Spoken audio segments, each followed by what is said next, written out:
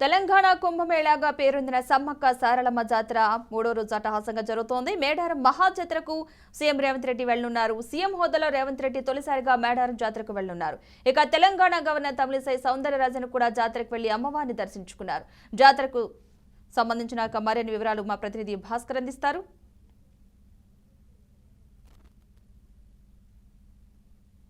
సమ్మక్క ఎవరిని అడిగినా సమ్మక్క, ఎటు చూసినా సమ్మక్క బట్ దారులన్నీ అటువైపే. సమ్మక్క సారలమ్మ జాతర ప్రధాన ఘట్టం ప్రారంభమైంది. సమ్మక్క నైట్ అర్ధరాత్రి గద్దెల మీదకి రావడంతో ప్రధాన ఘట్టం ప్రారంభమైన పరిస్థితి చూడొచ్చు. ప్రస్తుతం మనం సమ్మక్క గద్దెల దగ్గర ఉన్నాం. సమ్మక్క సారలమ్మల జాతర ఆసియా ఖండంలోనే అతిపెద్ద మహాజాతర నుండి గిరిజన సంస్కృతి సాంప్రదాయాల ప్రకారం జరిగేటువంటి గిరిజన మహాజాతరకి ఇప్పటికే లక్షలాది మంది భక్తులు వచ్చి అమ్మవారికి మొక్కులు చెల్లిస్తున్న పరిస్థితి మనం విజువల్స్లో చూడొచ్చు. మొత్తం తెలంగాణ రాష్ట్రమే కాదు, తెలుగు 2 రాష్ట్రాలు కాదు, మరొక 4 రాష్ట్రాలు ఛత్తీస్గఢ్, మహారాష్ట్ర, ఒడిశా, బీహార్ ఇతర 4-5 రాష్ట్రాల నుంచి లక్షలాది మంది భక్తులు వచ్చి అమ్మవారికి మొక్కులు చెల్లించుకునే పరిస్థితి ఉంది. అయితే 2 ఏళ్లకోసారి జరిగేటువంటి సమ్మక్క సారలమ్మ జాతరకు గిరిజన సంస్కృతి సాంప్రదాయాల ప్రకారం గిరిజన పూజలు మాత్రమే అమ్మవారిని గద్దెల మీద తీసుకొస్తారు. గద్దెల మీదకి ప్రతిష్ఠ తీసుకొచ్చి పూజలు చేస్తున్న పరిస్థితి ఉంది. ఇక్కడ గుడి ఉండదు, గోపురం ఉండదు, మొత్తానికి అభిషేకాలు ఉండదు, అర్చన అంతగానే ఉండదు. మొత్తం చూసుకుంటే 2 ఏళ్లకోసారి జరిగేటువంటి జాతర అదొక పెద్ద అద్భుతం, మహా సంగ్రామ పరిస్థితి చూడొచ్చు మనం విజువల్స్లో. ఎక్కడ చూసినా మేడారం పరిసర ప్రాంతాలు కావచ్చు, ఎక్కడ చూసినా గుడరాలు కావచ్చు, మొత్తం గద్దెల ప్రాంతం కావచ్చు, చుట్టుపక్కల ఎటు చూసినా 100 కిలోమీటర్ల సమ్మక్క సారలమ్మ జాతరకు జై సమ్మక్క జై సారలమ్మ 2 లక్షలాది మంది అమ్మవారికి మొక్కులు చెల్లించుకున్న పరిస్థితి మనం చూడొచ్చు. ఇదే కాదు, సుదీర ప్రాంతాలకు నుండి ఇలా గుడారాలు కావచ్చు, పెద్ద మొత్తంలో ఏదైనా ఎటుపక్క 1000 ఎకరాల చుట్టూ సమ్మక్క సారలమ్మ సంబంధించిన మేడారం ఆనవాయితీల పద్ధతుల నుండి మొత్తాన్ని కూడా గుడారాలు కావచ్చు, ఎడ్ల బండి నుంచి హెలికాప్టర్ దాకా అన్ని దండకారైన మొత్తం జనకిక్కరంతో విరుస్తున్న పరిస్థితి. వనమంతా జనమైన పరిస్థితి చూడవచ్చు మనం విజువల్స్లో. ఎక్కడ సుదీర్ఘ ప్రాంతాలు మేడారంకు చుట్టూ ఎటు చూసినా 25-30 కిలోమీటర్ల మేర లక్షలాది మంది భక్తులు వచ్చి అమ్మవారికి మొక్కలు చెల్లిస్తున్న పరిస్థితి ఉండదు. గద్దెల దగ్గర ఉన్న ప్రాంతం కావచ్చు, మొత్తానికి క్యూ లైన్లో చూడొచ్చు మనం. క్యూ లైన్లో ఎక్కడికి కూడా ఇసుక పోస్తే రానలు నుండి పబ్లిక్ మొత్తం చూడొచ్చు.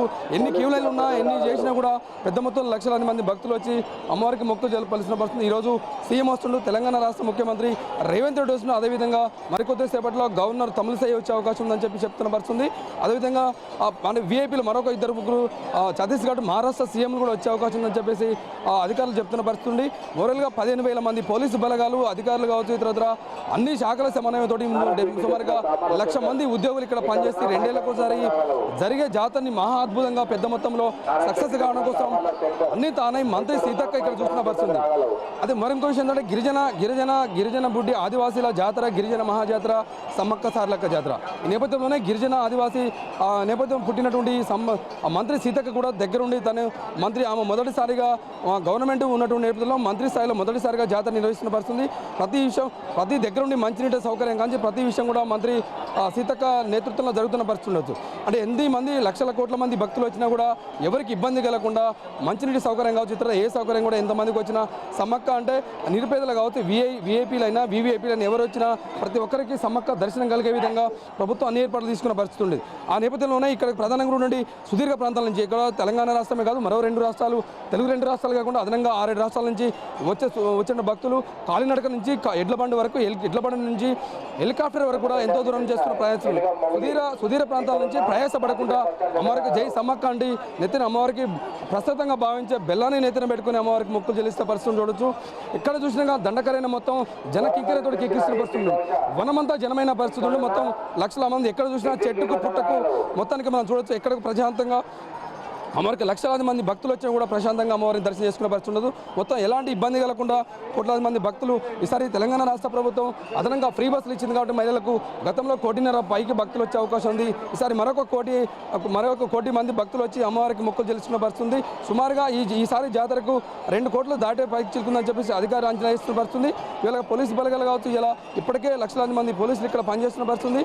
లక్షలాది మంది భక్తులు వచ్చినా కూడా అన్ని సౌకర్యాలు దగ్గర నుంచి చూసిన పరిస్థితి. ఎక్కడ చూసినా అంటే లక్షలాది మంది భక్తులు వచ్చి కూడా ఇసుక ఇస్తే రాళ్ళ భక్తులు మనం విజువల్స్ చూడొచ్చు. సమ్మక్క గద్దె చూడొచ్చు, మొదటగా ఉన్నది సమ్మక్క గద్దె, ఆ తర్వాత సారలమ్మ గద్దె ఉంది.